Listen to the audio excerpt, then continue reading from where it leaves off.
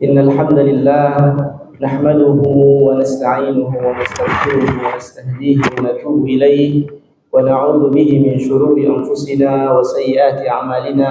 من يهده الله فلا مضل له ومن يضلل فلا هادي له. أشهد أن لا إله إلا الله وحده لا شريك له وأشهد أن محمدا عبده ورسوله لا نبي بعده. Segala puji bagi Allah, kita memujinya, kita memohon pertolongannya, kita meminta ampunannya, kita berlindung kepadanya dari kejahatan diri kita dan dari keburukan-keburukan amal perbuatan kita.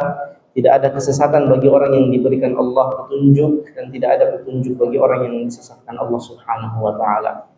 Salawat dan salam senantiasa tercurah ke atas junjungan kita, baginda Nabi Muhammad sallallahu alaihi wasallam beserta keluarga, sahabat, dan orang-orang yang mengikuti jejak mereka sampai akhir zaman.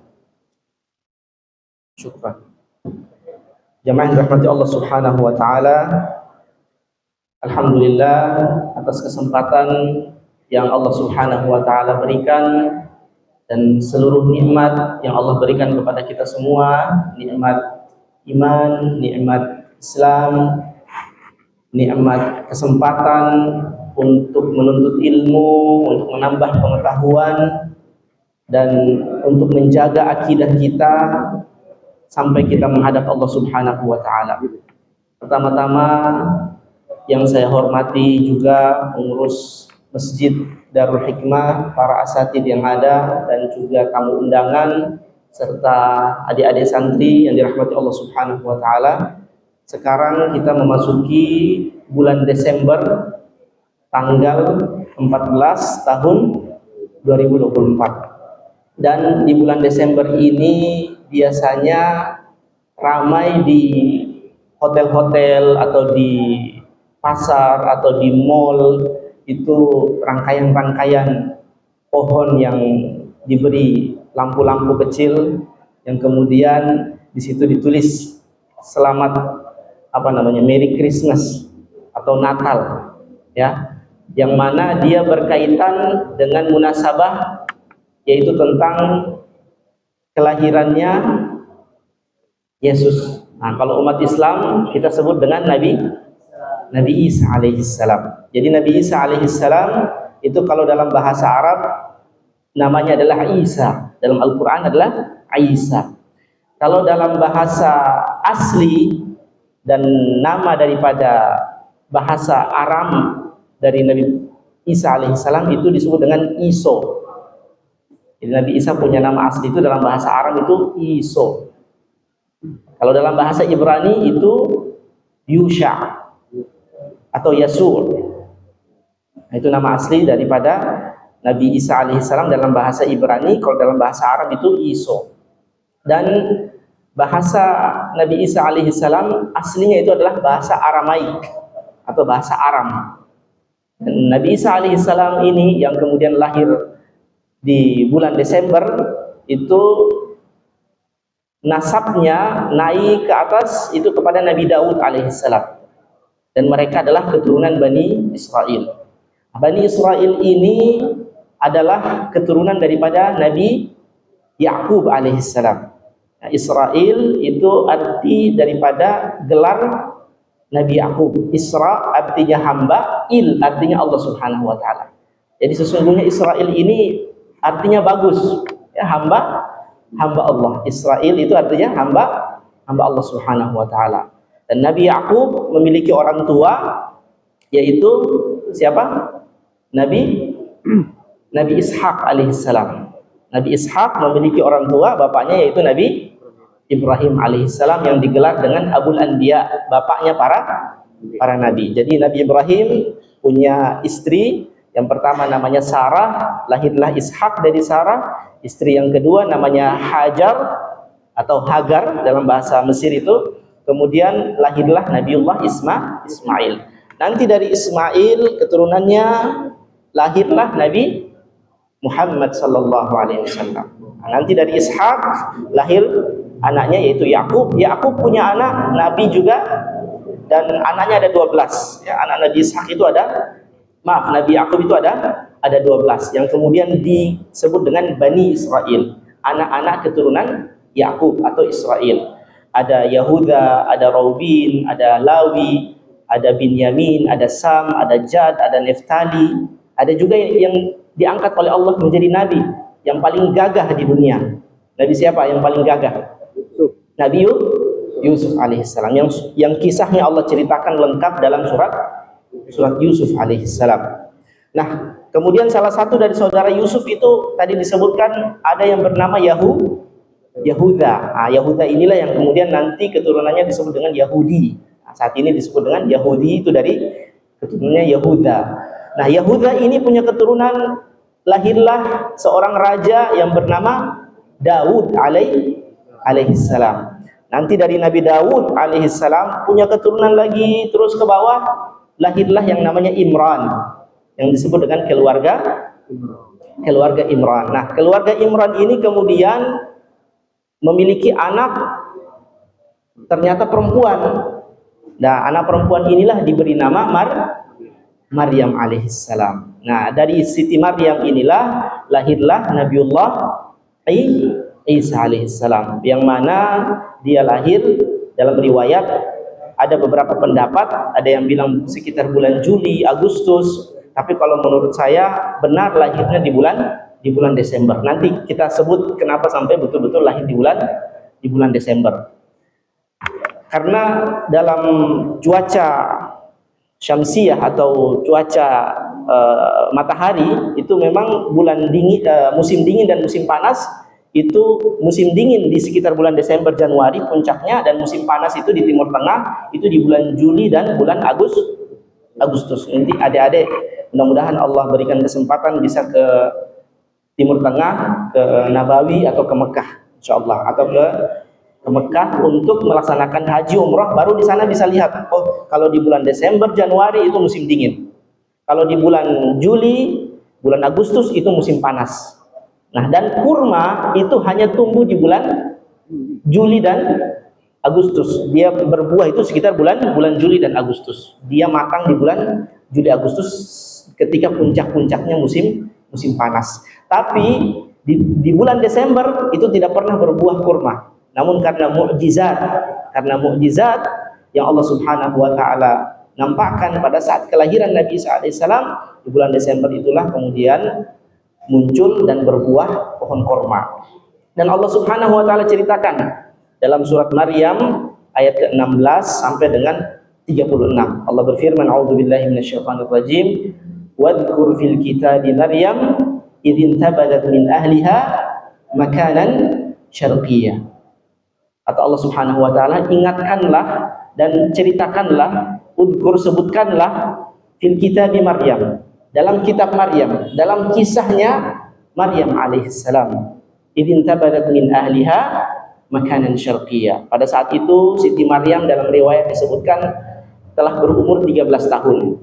Dan waktu itu dalam riwayat di tafsir Al-Munir karangan Wahbah As-Suhaili, itu Siti Maryam telah haid sebanyak 2 kali. Kemudian Siti Maryam alaihissalam kebiasaannya itu ketika dalam masa-masa dia beribadah di ma'bad, di masjid yang ada di Baitul Maqdis. Kemudian ketika dia dalam masa-masa haid, dia pergi ke rumah bibinya. Nah, bibinya ini siapa? Bibinya itu adalah daripada keluarga Imran yang kemudian dia tinggal di sana. Dan sampai selesai masa-masa bersuci, kemudian dia kembali lagi ke tempat ibadah. Ada juga mengatakan riwayat dia pergi ke rumahnya Zakaria, ke rumah kakak perempuannya yang tertua. Jadi Zakaria punya istri namanya Elizabeth. Nah, Elizabeth ini kemudian merupakan kakak tertua daripada Siti Maryam, yang nanti akan melahirkan seorang anak yang juga disebut dan diangkat oleh Allah sebagai seorang nabi, yaitu Nabi Yahya alaihissalam. Nah, jadi dalam satu zaman, dalam satu waktu yang bersamaan akan muncul 3 nabi sekaligus. Ada Nabi Yahya alaihissalam hidup di zaman yang sama, kemudian ada Nabi Zakaria alaihissalam, kemudian nanti akan lahir Nabi Isa alaihissalam. Dan ini Allah Subhanahu wa taala ceritakan dalam surat Yasin. Karena Bani Israel atau Yahudi pada zaman itu sangat keras kepala, sangat durhaka kepada Allah Subhanahu wa taala. Allah berfirman, "Fa arsalna ilaihimut nain." Kami utus di waktu yang bersamaan, hanya terjadi pada zaman Bani Israel. Dua nabi sekaligus.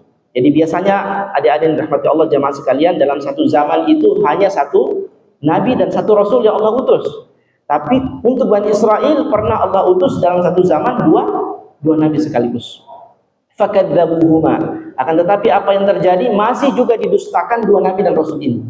Fa'azzazna bitsalik. Kami kuatkan risalah pesan dari kami, kata Allah, dengan 3 nabi sekaligus dalam satu zaman. Pernah ada 2 nabi, yaitu Nabi Musa dan Nabi Harun alaihissalam. Tapi Bani Israel masih keras kepala. Allah kuatkan dalam satu zaman yang sama 3 nabi sekaligus Allah utus ke muka bumi. Itu terjadi kapan? Terjadi pada saat zamannya Nabi Isa alaihissalam. Di zaman itu ada Nabi Zakaria, ada Nabi Yahya alaihissalam. Nabi Yahya dan Zakaria ini anak dan bapak. Kemudian Nabi Yahya dan Nabi Isa alaihissalam itu sepupuan. Dari mana? Dari ibunya. Jadi ibunya Nabi Isa alaihissalam dengan ibundanya Nabi Yahya alaihissalam itu saudara kandung. Jadi mereka saling sepupu. Dan ini Nabi SAW juga pernah bertemu dengan Nabi Isa alaihissalam dan Nabi Yahya pada saat peristiwa Isra Mi'raj di langit yang kedua.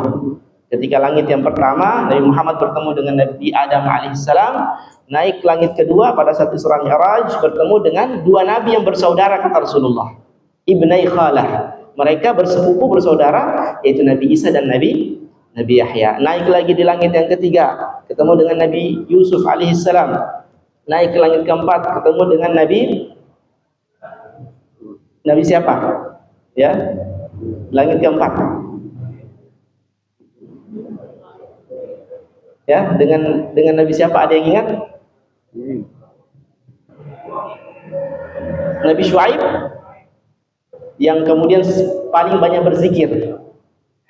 Ya, kemudian naik lagi di langit ke-5, ketemu dengan Nabi Harun. Naik ke langit ke-6, ketemu dengan Nabi Musa. Dan ke-7, ketemu dengan Nabi Ibrahim alaihissalam. Dan Nabi SAW mengatakan bahwasanya Nabi Isa dan Nabi Yahya itu mereka berdua adalah ibnai khalah. Mereka bersaudara sepupu. Karena Siti Maryam dengan Elizabeth itu bersaudara kandung, dan Elizabeth merupakan istri daripada Nabi Zakaria alaihissalam. Dan Allah ceritakan di sini, wadhkur fil kitab Maryam idin tabadat min ahliha makanan syarqiyya. Ketika dia telah masuk pada masa di mana dia mengalami masa haid, maka dia pun menyendiri. Dalam riwayat disebutkan tadi di rumahnya Elizabeth, di rumahnya Zakaria. Ada riwayat lain yang menyebutkan juga dia menyendiri ke arah timur. Oleh karena itu, jamaah sekalian, kalau melihat kiblatnya umat Kristiani itu selalu ke arah timur. Kalau mereka berdoa, kalau kita umat Islam berdoa, sholat itu ke arah Makkah, ke arah Ka'bah, kiblat. Tapi kalau umat Kristiani itu ke arah timur. Menurut Ibnu Abbas, itulah penyebab kenapa sampai kiblat umat Kristiani itu ke arah timur, syarqiyah. Fattakhadat min dunihim hijaban. Kemudian di saat selesai dia masa haidnya, Siti Maryam, dan dia kemudian memakai hijab, memakai jilbab, dan sesungguhnya itulah ciri-ciri seorang muslimah mukminah, itu memakai hijab. Dan ini juga dilakukan oleh umat Kristiani zaman dulu. Mereka punya perempuan-perempuan itu pakai jilbab, tapi sekarang sudah tidak diterapkan lagi. Kemudian setelah memakai hijab, fa arsalna ilaiha ruhana fatamatsala laha basharan sawiyya. Kami utus kepada Maryam ruhana, dan kalimat ruh dalam Al-Quran itu selalu merujuk kepada siapa? Malaikat Jibril alaihissalam. Dalam surat Al-Qadr Allah berfirman, inna anzalnahu fi lailatul qadr wa ma adraka ma lailatul qadr lailatul qadri khairun min alfi syahrin tanazzalul malaikatu warruh. Jadi ar-ruh dalam Al-Quran itu selalu kepada Jibril alaihissalam. Fa arsalna ilaiha ruhana. Kami utus kepada Maryam ruh kami, yaitu Jibril alaihissalam. Fatamatsala laha basharan sawiyya. Dia menyerupai seorang lelaki wujud manusia yang sempurna, yang gagah. Kemudian karena di saat itu tidak ada siapa-siapa, hanya Maryam sendiri saja, maka Maryam pun ketakutan. Jadi Maryam ketakutan, tiba-tiba muncul di hadapan dia seorang laki-laki yang asing bagi dirinya. Kemudian dia berkata kepada Jibril alaihissalam, kepada orang asing ini, qalat inni a'udzu birrahmani minka in kunta taqiyya. Aku berlindung kepada Allah yang Maha Kasih, yang Maha Rahman. In kunta taqiyya, jika engkau takut kepada Allah Subhanahu wa taala. Dan setiap orang beriman itu pasti takut kepada Allah Subhanahu wa taala. Tidak ada orang yang beriman yang tidak takut kepada Allah Subhanahu wa taala. Kalau ada orang yang mengatakan saya beriman tapi dia tidak takut kepada Allah Subhanahu wa taala, berarti tidak ada keimanan dalam hatinya. Maka dari itu Siti Maryam menakuti orang asing ini dengan Allah Subhanahu wa taala. Takutlah kepada Allah Subhanahu wa taala. Jangan engkau lakukan sesuatu yang kemudian melanggar aturan Allah Subhanahu wa taala, melakukan sesuatu yang kemudian mendatangkan murka Allah Subhanahu wa taala. Tapi di sini Maryam tidak tahu bahwa yang di hadapan dia adalah malaikat Jibril, utusan Allah Subhanahu wa taala. Kemudian kata Jibril alaihi salam, qala inni rasulu rabbiki li ahaba laki gulaman zakiyya. Wahai Maryam, qala innama ana rasulu rabbiki li ahaba laki gulaman zakiyya. Jibril berkata, wahai Maryam, janganlah engkau takut, sesungguhnya aku adalah utusan Tuhanmu untuk memberikanmu seorang anak yang suci. Di sini kemudian Jibril alaihissalam dalam tafsir disebutkan mendekat kepada Maryam, kemudian meniupkan di baju Maryam, di bagian perutnya, kemudian disitulah Allah Subhanahu wa taala dengan kehendaknya menjadikan Siti Maryam alaihissalam hamil atau mengandung Nabi Isa alaihissalam tanpa ada campur tangan manusia. Maka di sini Siti Maryam alaihissalam dengan terheran-heran dia berkata, seakan-akan tidak percaya, qalat anna yakunu li gulamun wa lam yamsasni basharun wa lam aku baghiyya. Dia masih bertanya-tanya, seakan tidak percaya, bagaimana mungkin aku memiliki seorang anak yang mana aku tidak memiliki suami. Lam yamsasni basharun, aku tidak memiliki suami. Karena tidaklah seorang perempuan memiliki anak kecuali dia telah bersuami. Walam aku baghiyya, dan aku juga bukan seorang perempuan yang melacur. Jadi hanya ada dua jalan itu saja. Kalau misalkan dia hamil tanpa suami, berarti dia hamil di luar nikah. Maka Siti Maryam mengatakan, aku bukan juga seorang istri dan aku juga bukan seorang pelacur. Bagaimana mungkin aku memiliki seorang anak? Qala kadzalika qala rabbuki huwa alayya hayyinun. Kata Jibril alaihi salam mengatakan kepada Maryam bahwa wahai Maryam, ini sudah kehendak Tuhanmu. Kadzalika qala rabbuki huwa alayya hayyin. Wahai Maryam, sesungguhnya ini adalah kehendak Tuhanmu, kehendak Allah Subhanahu wa taala, dan kehendak Allah ini walaupun tidak masuk akal dan tidak mungkin bagi manusia, tapi bagi Allah Subhanahu wa taala sangat mudah. Karena Allah pernah berkehendak sesuatu yang lebih mustahil lagi. Allah berfirman dalam surat yang lain, inna mathala Isa indallahi kamathali Adam, khalaqahu min turab thumma qala lahu kun fayakun. Allah bilang bahwasanya perumpamaan Nabi Isa alaihissalam dengan Nabi Adam alaihissalam itu adalah sama. Allah menciptakan mereka dengan kalimat kun, jadi maka jadilah. Dan Nabi Adam alaihissalam lebih mustahil lagi karena Allah ciptakan tanpa ayah, tanpa ibu.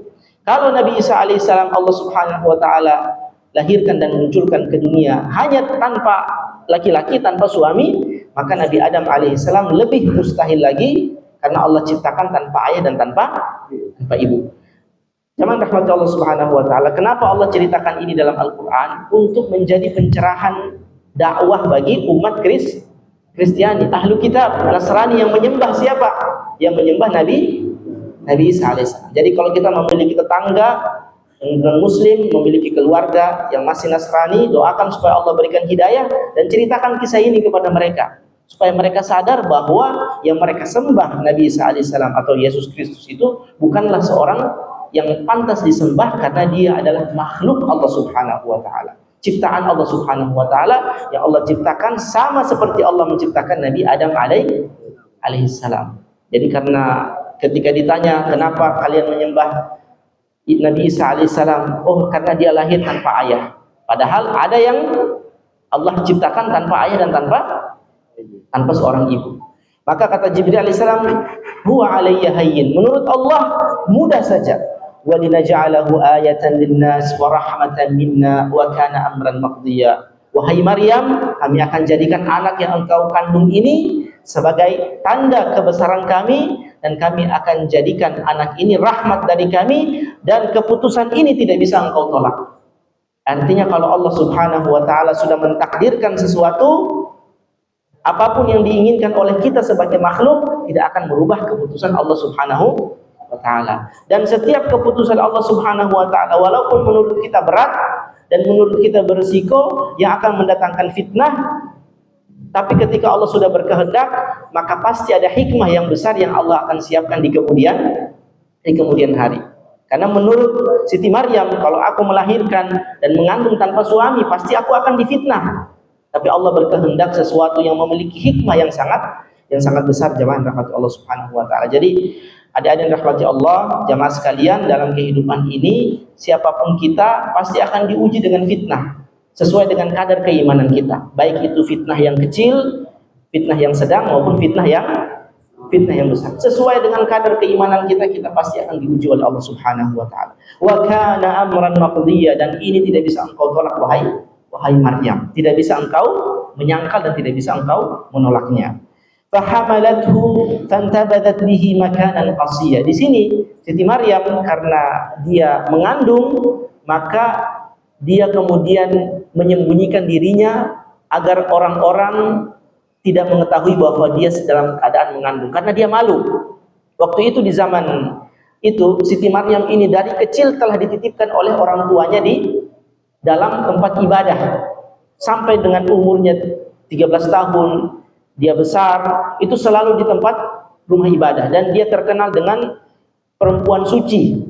Dia dikenal dengan perempuan suci, atau dalam bahasa Inggris itu holy lady, perempuan suci yang bersih. Tapi tiba-tiba dia kemudian mendapatkan ujian seperti ini, padahal dari kecil dia sudah dikenal dengan perempuan yang suci, yang senantiasa menjaga kesuciannya.